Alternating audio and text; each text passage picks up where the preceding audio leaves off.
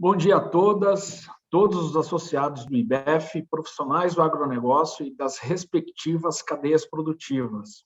O IBEF Agro, mais uma vez, tem um enorme prazer de apresentar conteúdo relevante para essa indústria, que além de ser o principal segmento da nossa economia, da economia brasileira, tem a missão de nos conduzir ao futuro cada vez mais sustentável, garantir a segurança alimentar na nossa região e nos principais mercados mundiais. Eu sou Adilson Martins, sócio da Deloitte, vice-presidente de Inovação, Tecnologia e Assuntos Digitais do IBEF Campinas, interior paulista, e líder do IBEF Agro. Hoje, o nosso evento abordará Agro 5.0, estratégias aduaneiras e tributárias disruptivas na cadeia do agronegócio para reduzir custos e alavancar lucratividade. É importante dizer que cada vez mais a análise de dados representa um diferencial para gerar valor, melhorar resultado e garantir compliance. No agronegócio brasileiro, poucas empresas se aproveitam de informações já geradas, já compartilhadas com o governo para alavancar a exportação, adotar regimes aduaneiros especiais, otimizando o planejamento tributário. Tá? Esses mecanismos eles são decisivos para a competitividade no mercado internacional, oferecem benefícios de desoneração tributária na cadeia de exportação e também melhora o fluxo de caixa das empresas. Isso também pode ser aplicado no processo de aquisição de insumos adquiridos pela cadeia. E, nesse contexto, o objetivo do nosso evento é discutir caminhos para empresas do agronegócio, para que as empresas ganhem cada vez mais eficiência, atratividade, garantam compliance nas operações por meio de tecnologia. Tá? Para isso, a gente conta com a ilustre presença da Raquel Cavalcante, representando a Carolina Virginelli, que é gerente sênior da Deloitte, com mais de 15 anos de experiência, formada em relações internacionais, com ênfase em comércio exterior. A Raquel ela tem ampla experiência em gestão de regimes e benefícios aduaneiros especiais e importações indiretas, possui também experiência em projetos de desoneração tributária com implementação de soluções aduaneiras. Contamos também com a presença do Alexandre Furman, que é sócio da Deloitte, da área tributária, formado em contabilidade, possui mais de 24 anos de experiência em consultoria tributária e serviço de auditoria. O Alexandre ele é especializado em transfer price, reorganização societária, due diligence e atualmente está focado em VAT, com extensa carreira em diversos segmentos, mas também e principalmente no mercado de agronegócio. E fechando aqui os nossos painelistas, nós temos também o Vinícius Pacheco, que é diretor de operações para o agronegócio da Becomics, mais de 29 anos de experiência, formado em análise de sistemas de informação. Pessoal, eu peço que vocês, conforme forem tendo perguntas, dúvidas, reservem, coloquem no chat. Ao final do nosso evento, reservaremos um tempo para fazer interação com vocês. Vinícius, é contigo. Adilson, muito obrigado aqui pela oportunidade, e agradeço também ao Augusto e ao IBEF por nos dar esse tempo aqui. A gente preparou um material bastante rico, e a ideia já entrando aqui até na agenda, a gente vai falar um pouquinho da Becomics e da Deloitte com relação ao que nós fazemos para o agronegócio, mas muito rapidamente. Contexto do agronegócio no Brasil e no mundo, ou seja, fazendo até um link com o que vocês repassaram ali no vídeo, as palavras do Augusto e as suas. Aí sim, conceitual, o que é o Agro 5.0, no vídeo vocês falam do 4.0. E aí sim um link do que é o Agro 5.0 com as estratégias disruptivas com foco em regimes especiais e também estratégias tributárias, naturalmente sempre buscando mais lucratividade, alavancar o resultado das empresas. E aí, os últimos tópicos aqui, perguntas e respostas, e a gente encerra o evento. Muito rapidamente, com relação ao agronegócio, nós temos trabalhado Becomics e Deloitte, unindo as principais capacidades de cada um dos lados. O Deloitte é a maior empresa de serviços do mundo, é muito especialista na área tributária aduaneira. A Becomics, ela é uma das maiores especialistas de regimes especiais aduaneiros, utilizando tecnologia e metodologia específica em prol das empresas, e nós temos feito um trabalho bastante focado em conjunto, né, Beconomics e Deloitte, para as empresas do agro, para o segmento do agronegócio. Entrando já diretamente na agenda, pessoal, a gente, né, foi colocado ali no próprio vídeo apresentado, né, como é que o Brasil, como é que o agronegócio está inicialmente postado com relação ao PIB brasileiro, né? Mais de 27% do PIB nacional é hoje oriundo do agronegócio. Isso aqui são informações de 2021, né, do CPE e do CNA, são mais de 2 bilhões, quase 2 bilhões, 2 trilhões e meio, é o que representa hoje 2 trilhões e meio de reais, é o que o PIB do agro representa dentro do PIB nacional. Então, ou seja, é muito representativo, é muito mais representativo do que outros segmentos. E como é que a gente chegou lá, né? Como é que as coisas aconteceram? É muito interessante a gente olhar o passado e como é que as coisas aconteceram, de lá para cá, para a gente projetar o futuro e naturalmente reagir a isso, né? E aí a gente vê, né, historicamente, né, o crescimento do agronegócio do Brasil. A gente sai ali da década de 70, né, com uma área plantada na casa ali de 40, 45 milhões de hectares, de uma produção na casa de 47 a 50 milhões de toneladas ano, e cresce exponencialmente, mais de 500%, né, em termos de produção, porém, em termos de área, né, a gente não precisou crescer tanto, né? E aí, ou seja, o que isso de cara denota, né, mostra? Uma alta produtividade e uma produtividade crescente ao longo dos anos, né? Sendo que eu não precisei aumentar na mesma magnitude. Isso aqui é um crescimento de mais ou menos 60%, né, de área plantada. Eu não precisei aumentar a área plantada para ter esse tipo de produtividade. E por que isso, né?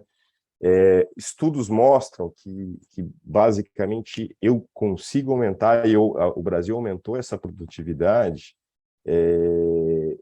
usando dois binômios: o binômio da tecnologia, né, e o binômio das exportações, né? Aqui a gente também vê um dado muito interessante, né? Quando a gente fala de balança comercial do agro, ela é absurdamente superavitária, ou seja, eu exporto mais do que importo, né?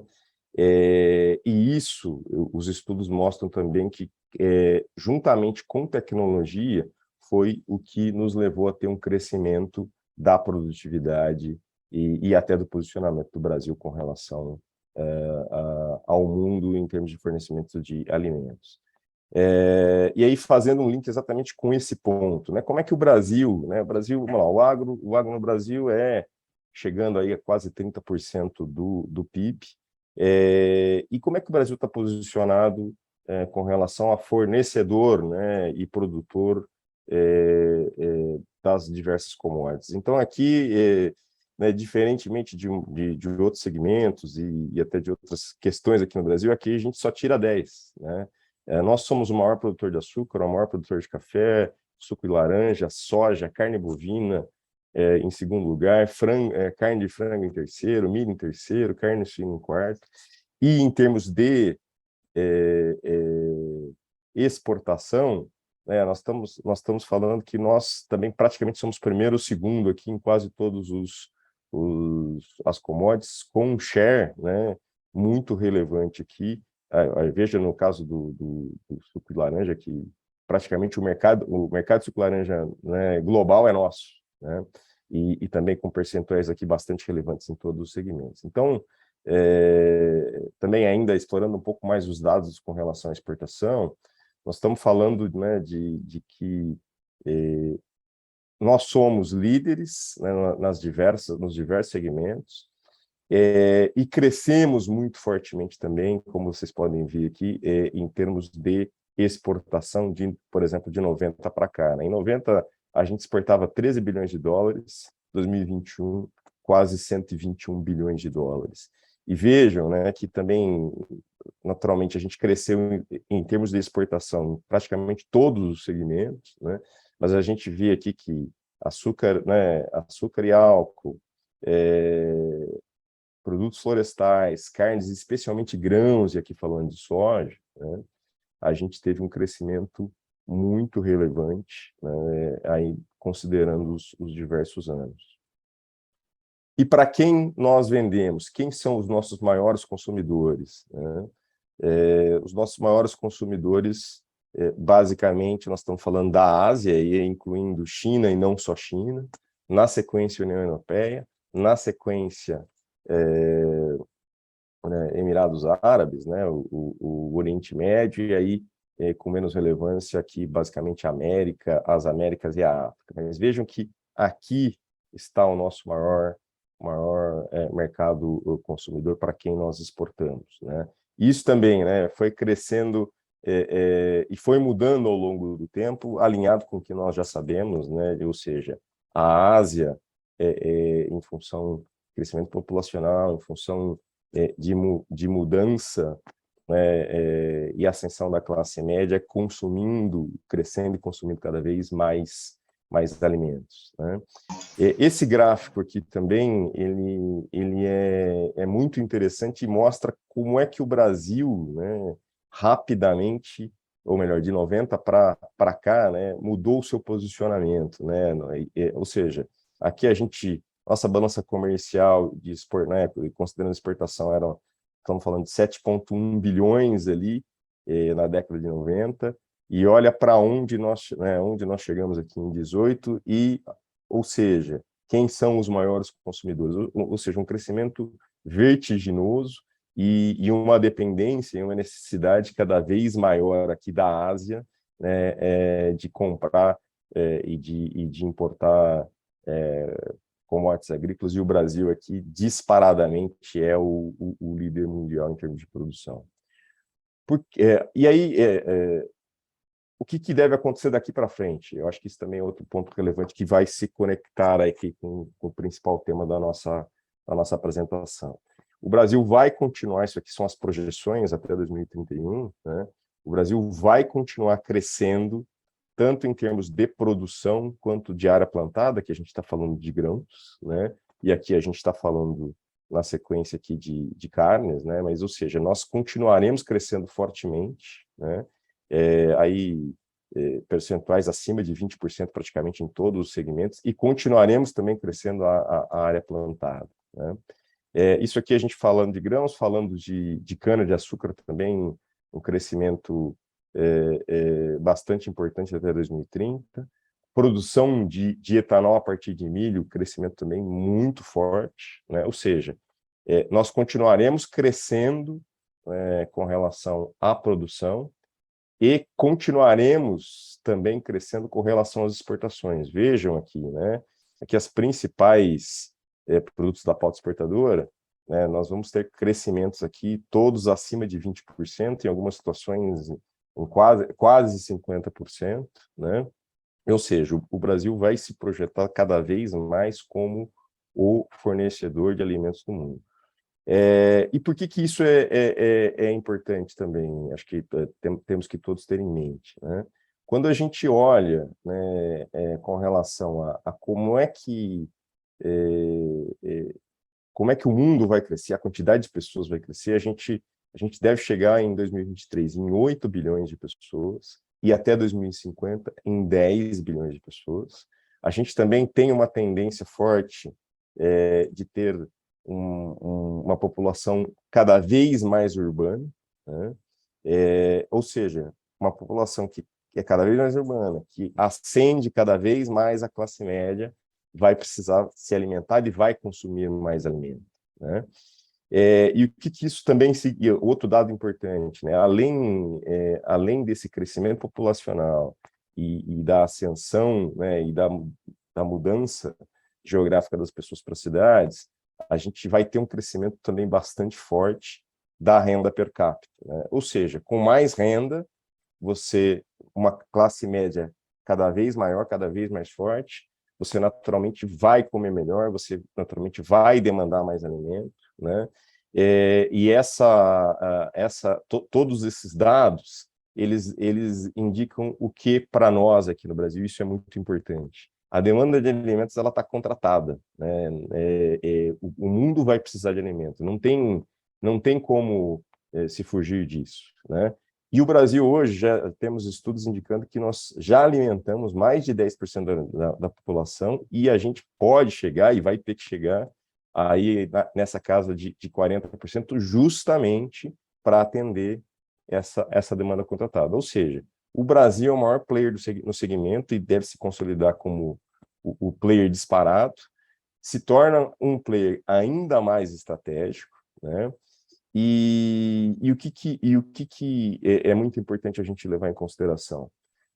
Para que a gente possa ter esse nível, né, de produtividade e conseguir alimentar o nosso próprio povo e continuar sendo o grande player, nós, né, como país, vamos ter que aumentar muito a produtividade naturalmente e naturalmente não adianta nada eu aumentar a produtividade se eu não tiver lucratividade. Então, o uso da tecnologia ela vai ser cada vez mais intensiva, não só com relação ao próprio trabalho de plantio e colheita, mas também a gestão, a utilização de ferramentas e estratégias para que eu fazendo um bom trabalho de plantio e de colheita, né, eu também possa fazer a gestão e ter, no final das contas, uma lucratividade e uma margem cada vez mais forte e alavancada, né? Então, ou seja, tecnologia vai ser muito importante, né, nesse processo de crescimento. E aí é que a gente entra com relação ao conceito do Agro 5.0, né? No vídeo, nós falamos, né, a gente vê dados sobre a agricultura 4.0, né? E a gente já está chegando, a gente já está no que se chama de Agro 5.0 ou Agricultura 5.0, que qual é o foco, né? Você usar modelos, né, de produção agrícola que tenham um foco bastante grande na elevação de ganhos, né, em produtividade, sustentabilidade com lucratividade, né? E de que forma?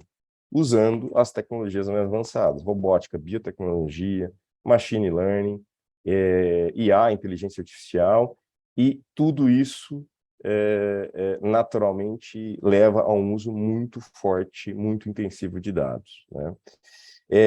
A agricultura 5.0 ela é uma evolução do que se chama, né, agricultura 4.0, que o conceito do 4.0 era basicamente, ou seja, o uso de máquinas em trabalhos mais braçais, ou seja, uma automação de uma colheitadeira, um uso de um drone para uma observação aérea.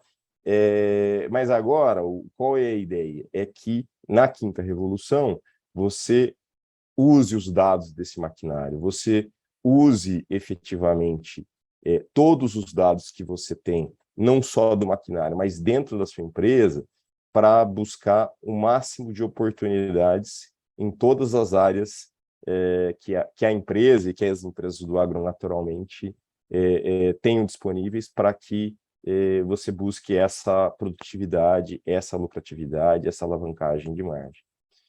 Ou seja, a utilização de dados ela vai ser chave, né, para que as empresas sejam mais produtivas com lucro, né, mais produtivas de forma saudável, né? E nesse sentido, quais são os exemplos, né? A gente tem aqui, por exemplo,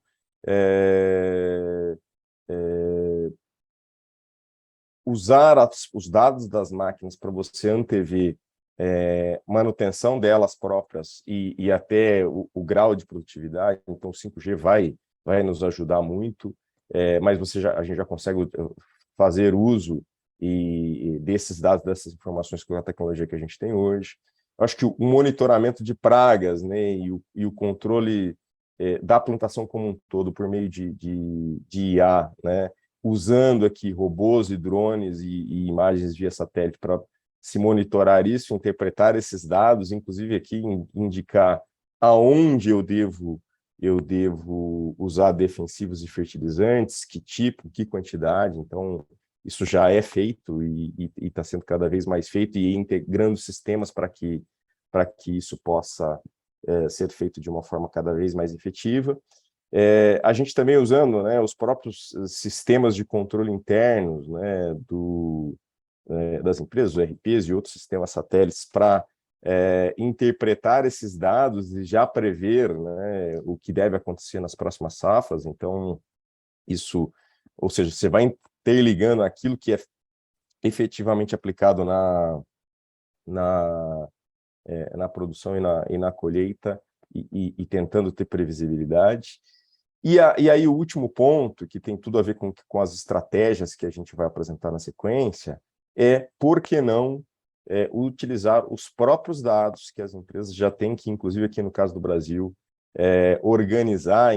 As empresas investiram muito fortemente para poder prover uma série de dados, né, com ela, por exemplo, as obrigações acessórias pelo governo, para poder fazer qualquer operação, seja de venda, seja de importação e exportação. Então, ou seja, nós já temos os nossos sistemas muito informatizados, nós temos muitos dados dentro de casa, e por que não usar esses dados fazendo cruzamentos e até utilizando inteligência artificial para reduzir custo, gerar mais caixa e alavancar os resultados, né? Ou seja, utilizando os próprios dados, né, que você tem dentro de casa, e também não ficando circunscrito à própria empresa, mas olhando a cadeia de fornecimento, olhando para o seu cliente, olhando para o seu fornecedor. Então, aqui, pessoal, ou seja, é a utilização de dados,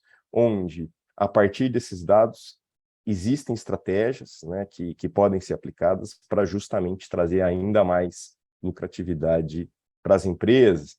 E é isso que a gente vai explorar na sequência da apresentação. E aí eu passo aqui para os meus colegas especialistas da Deloitte, justamente para falar um pouco dessas estratégias. Aí, Raquel e Furman, eu já entramos aqui justamente no Agro 5.0 e as estratégias que a gente gostaria de apresentar para todos aqui.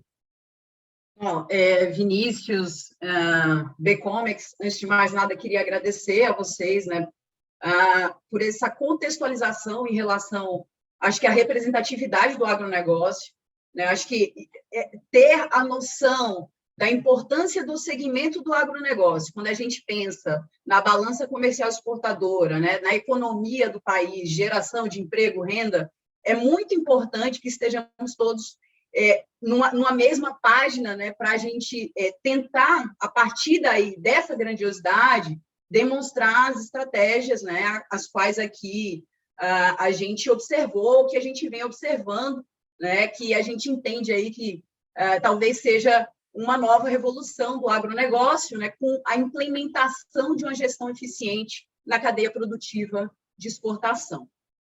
Então, tendo dito isso, acho que o primeiro conceito, né, importante para a gente trazer e entrar um pouquinho antes nos desafios, né, nas estratégias, é conceituar, né, ou talvez levar um pouco mais de familiaridade para a base daquilo que são as nossas estratégias, que são os regimes aduaneiros especiais, né? Então, o que são regimes aduaneiros especiais? Regimes aduaneiros especiais estão previstos na legislação, né, são previsões, mecanismos e ferramentas, né, previstos na legislação, que possibilitam a empresas importadoras e exportadoras, né, mediante ali o atendimento de alguns critérios, né, de alguns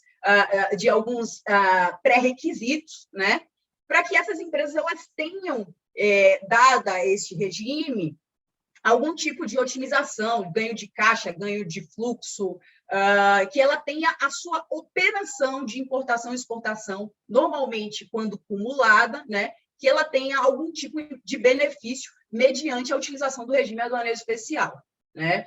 Então, acho aqui também que é importante, nesse sentido, trazer também que aqui tudo que nós vamos trazer, né, aqui na parte que nos cabe, referente a essas oportunidades, tudo que vamos trazer a aplicação estrita da lei, né? Então, são ferramentas, mecanismos que estão na legislação, né? E não são teses jurídicas, né? Então, acho que o que a gente traz de novidade, primeiro de tudo, é uma customização desses regimes aduaneiros especiais para o agronegócio, né? Bom, a gente, de fato, levar isso, porque para o segmento, dado que, e a gente vai falar disso um pouquinho mais na frente, dado que os regimes aduaneiros, ainda que estejam previstos na lei, eles têm, as empresas utilizam de uma forma muito diminuta ainda, tá? Isso de uma maneira geral, nos vários segmentos da indústria brasileira, né? Mas com um grande foco aí para o segmento do agronegócio, tá? Então, tendo dito isso... Raquel, só para aproveitar e complementar as suas ponderações, acho que aqui, como uma grande mensagem, até para conectar e a gente trazer aí algumas alternativas, e entendendo muito bem a posição de mercado atual e a tendência, né, desse Agro 5.0, que visa a expansão da produtividade, mas principalmente a lucratividade, como o Vinícius bem trouxe. O nosso desafio aqui nesse ambiente aduaneiro e tributário é a gente tentar contribuir com alternativas para a gente poder aumentar essa lucratividade conectado ao mesmo conceito, qual seja, uso dos dados, tecnologias, pessoas e alianças. Então, a visão daquilo que a gente traz hoje aqui como estratégia conectada ao Agro 5.0, ela visa lucratividade, assim como a tendência do segmento, e visa, atrelado a essa lucratividade, conceitos de gestão de dados, tecnologia, para o aumento da lucratividade, fluxo de caixa ou redução de custo. Fechado. Muito obrigada, Furman. É super importante aí as ponderações. Bom, então, dentro desse contexto de integração, né, de tecnologia, e diante dessas oportunidades, da grandeza do segmento do agronegócio, né, nós entendemos quais seriam as oportunidades. Entendemos que há oportunidade, de fato, na redução daquilo que seriam custos, né, custos ali dos insumos pertinentes à cadeia produtiva do agronegócio exportador, né? Haveria também aí uma possibilidade de melhoria de fluxo de caixa, ou seja, para aquilo que são os tributos que não são parte do custo do produto, mas que são creditáveis, né? Então, haveria nesse sentido, a gente vai desmembrar um pouquinho mais na frente, né? Uma possibilidade de uma eficiência de custo para as empresas, né? Bem como também, e aí, obviamente, acumulando isso tudo, e também pensando até um pouco mais na frente em novos investimentos, em ampliação de estrutura fabril, né? Um aumento aí de competitividade, né? Essas são as oportunidades que, desta forma, a gente linka,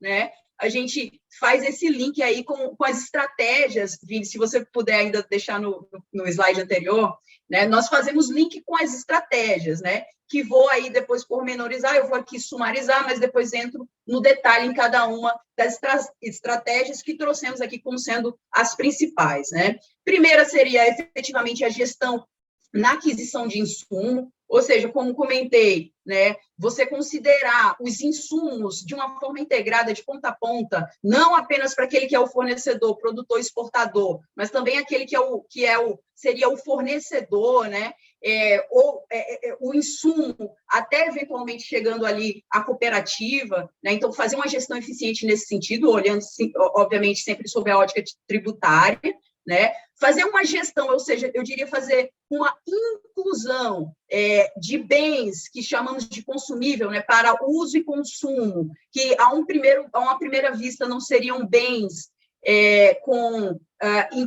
compreendidos como um insumo natural, mas a gente incluir esse tipo de bem, né, também dentro dos benefícios previstos na legislação, e aí, novamente, trago sempre com base na legislação, né, e, por fim, trazer um pouco da parte das desonerações voltadas para os investimentos. Nesse sentido, Vini, se você puder passar aí para o próximo slide. Bom, desmembrando um pouquinho dessa primeira estratégia, né, nós temos aí a parte, uma ilustração daquilo que seria os insumos incidentes dentro de uma cadeia produtiva exportadora no agronegócio. Quando a gente fala dos regimes aduaneiros especiais, que foi aquela primeira conceituação que eu trouxe, né, que é a base principal aí das nossas buscas, observações de oportunidade, né, os regimes aduaneiros especiais, eles tinham, eu acho que no início, né, dos seus primórdios ali, um benefício muito focado no produtor exportador, né, nesse tier 1, na camada 1 da cadeia produtiva. Então, basicamente, seria um foco mais naquilo que, novamente, mediante, né, a aquisição de insumos, seja na importação ou no mercado interno, e o atendimento de alguns critérios, né, e aí relacionados ao regime aduaneiro em questão, este produtor, sendo ele também o exportador, ele teria um benefício de desoneração na aquisição, tá? E a ideia dessas nossas observações, né, que a gente traz com a grande customização ao agronegócio, é a ampliação, ou seja, é trazermos isso de uma forma integrada, né, incluindo a matriz de compras, né, ou seja, expandindo o benefício em cadeia, né, de uma forma holística que ele possa seguir desde o Tier 2, né, que é a camada anterior, que seria o fornecedor, até para uma exportação que seja feita de forma indireta, né, para uma comercial exportadora, para uma cooperativa industrial, né? Então, por exemplo, temos aí, se a gente pensar na exportação de soja, né, que enfim, tem quase aí 40% da nossa estrutura de exportação pertinente à soja e seus derivados. Então, você pensar em soja, né, aí de uma forma bem objetiva e direta, né, temos o fertilizante que sofreu um altíssimo, que foi super onerado recentemente, dadas as questões de crise de guerra da Rússia, né, a crise do petróleo, né, que influencia diretamente o custo do fertilizante, que é um insumo importantíssimo para a exportação de soja, né? E toda essa cadeia, né? E aí, Vinícius, vou te pedir para seguir para o próximo slide, né? Nós conseguimos fazer uma ponderação, né? E aí, novamente, fazendo o link com tudo que o Vinícius falou, com o que o Fuhrmann trouxe também, nós conseguimos fazer uma ponderação, né, uma conjunção com dados que já são fornecidos, né, através de obrigações acessórias junto à Receita, aos vários órgãos anuentes, né, envolvidos no agronegócio, nós conseguimos elaborar, né, de forma proporcional, né, a receita do bolo. O que isso quer dizer? Que a gente consegue entender, dentro dessa cadeia produtiva do agronegócio e exportação, né, e por isso que eu falo que ela é uma estratégia customizada, a gente consegue entender, por exemplo, quanto de glifosato, né, entra ali numa produção de soja, que vai ser ali depois exportada em farelo de soja ou em óleo de soja, né? E o glifosato, ele é um insumo, né, adquirido de forma onerada, né, com tributação, normalmente ali adquirido pelo fornecedor, ou seja, pelo Tier 1. Então, o que acontece? Essa ampliação da possibilidade do regime aduaneiro, do regime aduaneiro especial, né, abrangendo fornecedor, né, Tier 2, chegando ao produtor e se expandindo até a cooperativa, com base sempre no atendimento dos critérios, né, que chamamos aí de uma forma técnica de Bill of Material, né, mas de uma forma bem objetiva, é a receita do bolo do produto que é finalmente em forma acabada exportada, né, nós conseguimos prever o quanto de desoneração tributária seria possível mediante ali cada insumo, né, mediante a aquisição de insumo, e aí, novamente, sempre insumos sejam adquiridos em mercado interno, sejam importados. Então, nesse sentido, a gente consegue, com base em dados, né, fazer aí essa receitinha do bolo e saber de forma exata como desonerar, né, com base nessa receita do bolo que trouxemos. Tá? Não sei se você quer comentar alguma coisa sobre esse ponto ou posso seguir? Então, gostaria sim. Acho que, para resumir todo o contexto que você trouxe, e também fazendo a conexão, essa estratégia ela encaixa muito bem a praticidade daquilo que a gente busca conectar e buscar, que é a lucratividade, né, que eu estava falando anteriormente. Essa estratégia ela só é possível atingir a lucratividade, seja no exportador, seja na cooperativa, ou seja no fornecedor ou importador, se houver uma conexão entre os dois ambientes, ou seja, se a gente conseguir conectar e analisar a operação de quem está comprando e de quem está vendendo, eu só consigo atender as expectativas de compliance e dos benefícios em virtude do detalhamento através do uso da tecnologia. Então, demonstrar aqui na prática que o uso da tecnologia, da conexão, é possível se chegar na lucratividade dentro daquilo que a gente já vem observando em nossos clientes, no mercado de uma forma geral, empregando esse tipo de estratégia conectado a uma tendência do próprio segmento. Isso, perfeito. Muito obrigada, Furman.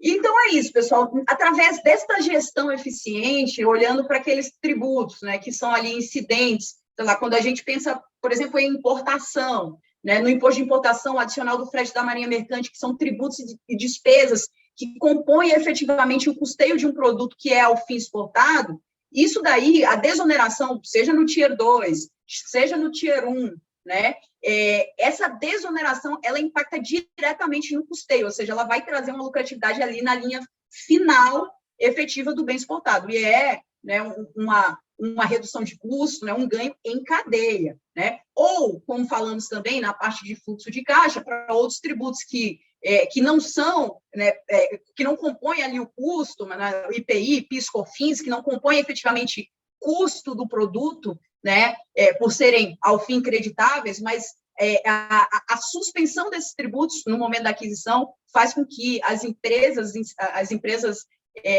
parte desta cadeia, né, elas ganhem em fluxo de caixa, em eficiência. Vinícius, se você puder passar para o próximo, por favor. Bom, e aqui a gente traz, né, fazendo um link com o que apresentamos há pouco, né, uma notícia, uma matéria que saiu recente, exatamente falando sobre os fertilizantes, né, e, enfim, que grande parte relevante dos fertilizantes utilizados no Brasil, eles são importados, né, importados da Rússia, né, então, esse tipo de ferramenta, de possibilidade, de alternativa, de gerir de uma forma eficiente, né, nos coloca em uma posição competitiva de vantagem em relação a eventos que não estão em nosso controle, como uma guerra, como, enfim, uma alta do petróleo. Então, acho que isso daí talvez seria o grande diferencial do que trouxemos até aqui.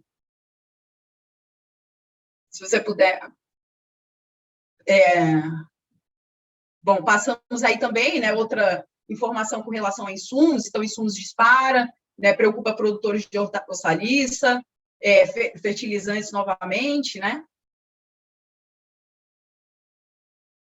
Bom, então, pessoal, tendo trazido até aqui, né, essa primeira estratégia aí que norteia as nossas observações com relação à gestão tributária aduaneira eficiente, né, customizada ao agronegócio, né, isso nos leva, talvez, aí a uma segunda estratégia, que seria a introdução, né, como eu comentei há pouco, né, a utilização dos regimes aduaneiros especiais, ela é relativamente recente no Brasil, né?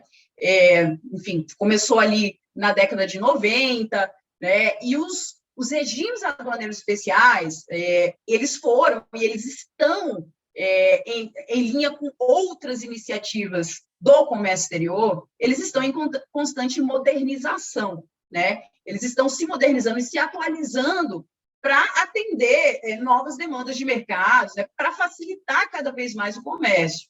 né? E essa estratégia, ela tem como objetivo, né, incluir, ou seja, expandir esse mesmo benefício que eu lhes comentei há pouco, né, para aqueles bens que chamamos de bens consumíveis agrícolas, né, que são bens que, vamos trazer de uma forma mais didática, partes e peças, né, que fazem parte do plantio, cultivo ou colheita, né, que são, para este fins, né, eles são equiparados a um processo industrial da mesma forma, até porque a grande maioria dos regimes aduaneiros especiais, eles são baseados no critério da industrialização. Então, para este fim, plantio, cultivo e colheita são atividades que englobam, né, esse critério de atendimento, né? Então, seria a possibilidade de você incluir um disco de plantio, né, um disco de arar, né, dentro dessa mesma receita de bolo que eu lhes comentei, né, do produto final que será exportado, uma vez que é possível mensurar de forma efetiva, quantitativa, o quanto do disco de arar se consome na produção de um bem final que será exportado. Então, se é possível, se partir do pressuposto, né, que temos ali a receita do bolo e que o disco de arar ele tem uma utilização X, né, que ele vai, de forma objetiva, conseguir, né, produzir tanto ou participar tanto ali do processo de plantio, cultivo, colheita, né, portanto, possível mensurar o quanto de desoneração tributária seria aplicável a esses itens, né, que são parte também da cadeia produtiva de exportação.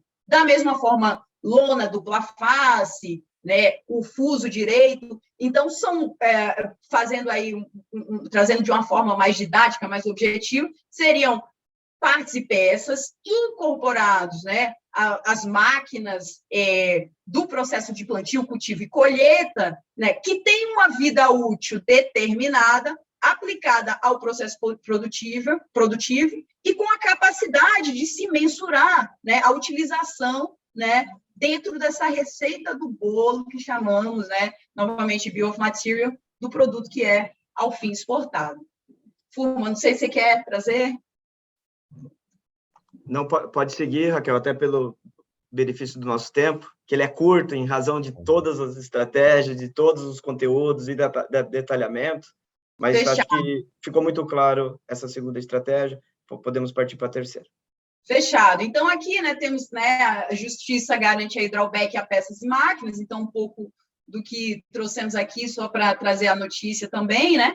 E, por fim, mas não menos importante, né, temos essa terceira grande estratégia, né, que seria, efetivamente, com um foco maior na parte de investimento, de ampliação de estrutura fabril, né, de novas plantas, né, a gente sabe que o agronegócio é um segmento que está ali constantemente fazendo novos investimentos, né, e a oportunidade, ela se baseia em uma ferramenta que vou trazer um pouquinho de contexto também, né, que seria esse mecanismo chamado ex-tarifário. Tá? O ex-tarifário ele é uma previsão também, né, legal na legislação aduaneira, que ele possibilita, né, a redução, na verdade, a isenção do imposto de importação, né, mediante o atendimento de dois critérios cumulados, de forma acumulada. Né? E esses critérios seriam, né, que a importação deste bem, né, seja de um bem de capital, né, ou que chamamos de tecnologia, né, que é BK e BIT, então que esses bens eles sejam dentro ali da TIP enquadrados como bens de capital, aí no caso, né, sempre pensando na geração de emprego, renda, economia, né, e que também seja para estes bens comprovada a não existência de similar local. Isso aí sempre, né, pensando na proteção da indústria local, né? Se puder passar para o próximo slide, Vinícius. Pensando na proteção da indústria local, né? Todo regime aduaneiro especial ele tem obviamente, como objetivo o incremento econômico, geração de emprego e renda, né, o estímulo à exportação, tão importante para a nossa balança comercial, né? Então, para este benefício, que são de máquinas que sejam para uma ampliação produtiva, para uma nova estrutura fabril, a gente consegue aí, mediante um processo, né, que é super, hoje em dia, simplificado, junto ao Ministério da Economia, né, ter um benefício aí de 14%, né, de uma alíquota cheia do imposto de importação para 0%. Tá? Então, esse daí seria um outro benefício. Importante dizer que é requerida uma análise de uma equipe, né, de engenheiros, né, é um trabalho, como eu comentei hoje, facilitado junto ao Ministério da Economia, mas requer toda uma multidisciplinaridade, desde o entendimento, né, da não similaridade deste bem. O conceito de não similaridade, inclusive, ele pode ser abrangido, por exemplo, se você pensar em bens que exista similar no Brasil, mas que tenha no Brasil um preço muito mais alto, ou que exista similar no Brasil, mas que não tenha um prazo de entrega razoável ou adequado. Então, se você muito puder... Muito bom, Raquel. Aí a gente tem algumas notícias, né, que a gente acaba reforçando, né, todo esse contexto, e aí já chegando ao nosso final, quase final, e para a gente abrir para algumas perguntas, a gente tem aqui, obviamente, e antes de entrar nessa questão de utilização e não utilização de tecnologia ou do emprego dos benefícios fiscais, a gente pode concluir aqui com algumas mensagens importantes, né? Do que o uso ainda dos regimes aduaneiros, ele é pouco representativo quando a gente comparado a outras indústrias, mas o principal é que a gente tem a obrigação de estar navegando dentro dessa estratégia do segmento, que é a busca da lucratividade, e nós, né, nesse ambiente tributário, a gente tem condições, como a gente pode ver nessas 3 estratégias, e existem outras, né? Seja conectada à cadeia, seja conectada ao consumo, seja conectada ao investimento, em contribuir diretamente nesse aumento de lucratividade, usando os dados que já estão sendo armazenados dentro desse ambiente, dentro dessa cadeia, seja ele sobre o aspecto do fornecedor ou do exportador, mas a grande mensagem é essa: nós, trabalhando e gerindo dentro do ambiente tributário, a gente tem como contribuir, é responsável por essa contribuição dentro dessa estratégia, buscando a lucratividade.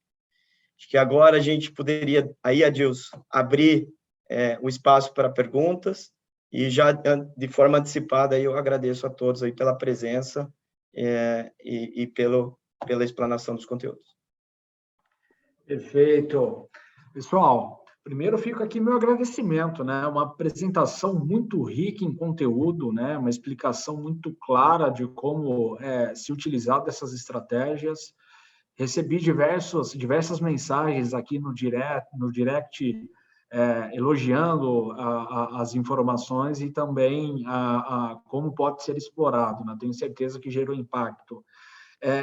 Eu gostaria de fazer duas provocações aqui com vocês, tá? Eu vou fazer uma única pergunta, mas já trazendo 2 temas para a mesa, tá? O agro brasileiro, né? Ele é um agro exportador, né? E essas cadeias, elas estão em franca expansão. A tendência é que a gente exporte cada vez mais novos segmentos, né? Sempre teve, né, essa pujança no mercado internacional, mas é a nossa vocação, ponto. Então, isso tende, né, a ter uma representatividade ainda maior. A cadeia do agronegócio hoje representa mais de 1/4 do PIB nacional, ou seja, é muito diverso, né? Nós importamos muito também. E olhando, né, e trazendo esse contexto aqui, a primeira pergunta, né, a primeira provocação dessas estratégias abordadas, né, ela tem mais aderência ou menos aderência em determinados segmentos, ou é independente de segmento? E ligado a isso, a gente consegue também trabalhar com regimes aduaneiros usados de forma mixada, por exemplo, o drawback utilizado com recoff, com ex-tarifário. Queria que vocês trouxessem um pouquinho, tá, dessa visão para a gente. Não, perfeito, Dilson. Essa eu gostaria de responder, né? E basicamente, por exemplo, começando pela última pergunta, sim, é possível você utilizar os diversos regimes especiais aí existentes para você trazer o maior ganho possível, né? E aí, já fazendo um link com a segunda pergunta, eu acho que até vou voltar um pouquinho o slide, né? Hoje a gente tem isso, como a Raquel colocou, é legislação, não é tese, né? Isso está lá para ser utilizado por qualquer empresa, né? Mas hoje, independente do segmento, né? Ou seja, a indústria eletroeletrônica, a indústria automotiva, as outras indústrias, ainda no Brasil usam menos de 30%, né, das estratégias que a gente apresentou aqui para poder justamente alavancar a lucratividade, né? No caso do agro, é ainda mais gritante, usa-se menos, né, de 10% dessas estratégias. E aí, esse eu acho que é um ponto que a gente conecta com a questão até da disrupção. As empresas que utilizaram, né, essas estratégias, elas têm conseguido economizar, né, reduzir custo, aí para mais de 8 bilhões de reais, isso aqui vai crescendo naturalmente todo ano, porque elas continuam usando a estratégia, e empresas que não utilizaram isso, né, ou elas estão sofrendo muito em termos de competitividade, ou inclusive elas saíram do Brasil, né?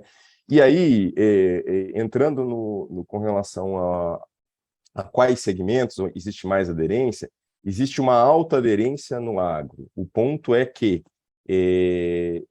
efetivamente, as empresas, até então, né, não estão fazendo, né, não estão utilizando essas estratégias, né? Aí, por N motivos, né, por uma questão de foco, eventualmente, por uma questão de não ter o conhecimento ou de não ter, né, o braço para se fazer isso, de não ter a tecnologia, porque uma coisa é você fazer isso para um para um, digamos assim. Outra coisa é você fazer isso para vários fornecedores, para vários negócios, né?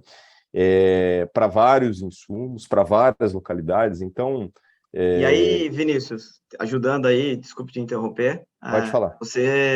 a sua resposta já ajudou a esclarecer diretamente a dúvida que a Renata colocou no nosso chat, né?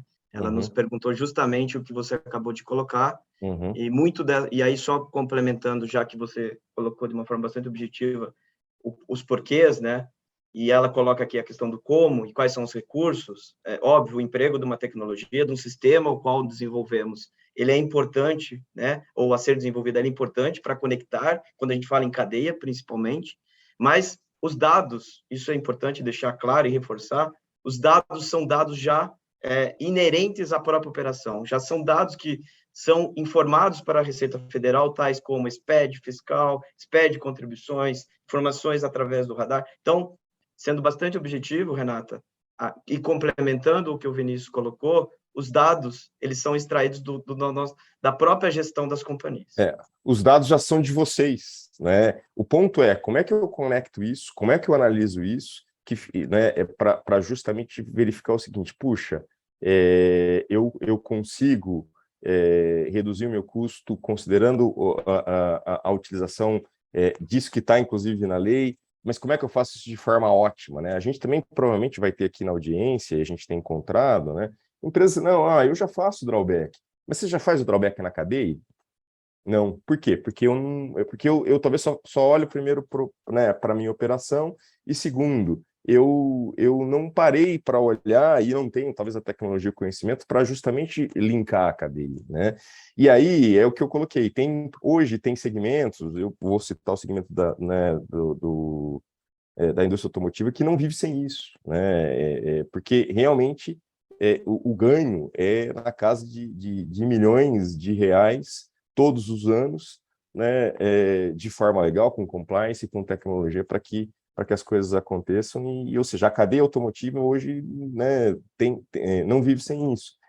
A gente entende que no agronegócio, e a gente já vem observando isso, né, isso é possível da mesma forma, naturalmente adaptado às peculiaridades e ao tipo de negócio. Mas aqui, pessoal, nós temos uma enorme oportunidade para todos vocês aqui, né, de realmente pensar fora da caixa, né, e aliar produtividade com ainda mais lucratividade. Acho que essa é a mensagem, né, e tentando responder o ponto lá do Adilson. Perfeito, pessoal. Vinícius, Raquel, Alexandre, agradeço imensamente a participação de vocês. Nós recebemos outras perguntas aqui, mas vocês, no fechamento aqui, eu acho que responderam todas. Existem algumas outras, para vocês que enviaram e nós não conseguimos responder, enviaremos por e-mail, pessoal. Agradeço a participação, a gente teve aqui um público de mais de 60 pessoas, sempre um público muito importante. E, novamente, o IBF Agro tem esse objetivo de levar cada vez mais conteúdo de relevância para o agronegócio e gerar impacto. Muito obrigado mais uma vez e nos encontramos na próxima oportunidade. Um grande abraço. Obrigado, bom dia a todos. Obrigada.